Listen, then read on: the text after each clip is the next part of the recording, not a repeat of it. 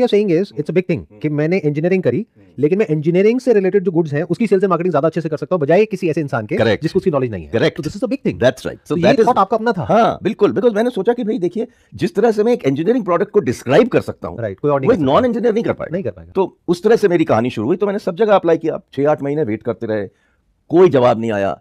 Suddenly एक दिन मुझे एक हफ्ते में 3 इंटरव्यूज आ गए, 3 जॉब्स के। तो तीनों जॉब्स की इंटरव्यू मेरी दिल्ली में थी, और मेरी सिस्टर दिल्ली में रहती थी, तो मैं बहुत बार जाता था दिल्ली। तो मैं जाके वहां रहा, और उस एक हफ्ते में 3 इंटरव्यूज दी मैंने, और 3 हफ्ते बाद तीनों जॉब्स मुझको मिल गई। और तीनों क्या छोटी कंपनीज थी, मिड लेवल थी, बड़ी कंपनीज थी, क्या? 2 जॉब्स थी, दोनों डीसीएम से थी।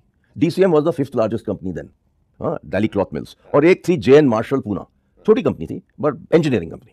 तो जब तीनों जॉब्स मिली मुझे, तो मैंने सोचा कौन सी जॉब ली जाए। और पैकेज अच्छा मिला था? पैकेज तो उन दिनों क्या थे यार, 500-600 रुपए मिलते थे, बट उस तरह से शहर से आए थे, हमारे लिए 600 रुपए बहुत थे। तो हमने कहा चलो ज्वाइन करते हैं, पर कौन सी कंपनी ज्वाइन करें।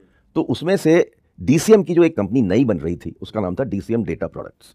तो मैंने कहा ये तो इलेक्ट्रॉनिक्स की कंपनी है, मैंने टेलीकॉम और इलेक्ट्रॉनिक्स किया है, ये मेरे लिए ठीक रहेगी। तो मैंने वो कंपनी ज्वाइन करी, डीसीएम डेटा प्रोडक्ट्स। वो they were the originators of making calculators in India, electronic calculators. और उसके बाद उन्होंने कंप्यूटर्स बनाने थे, तो उनका प्लान ये था। तो मैंने कहा भाई ये तो बहुत अच्छी चीज़ है।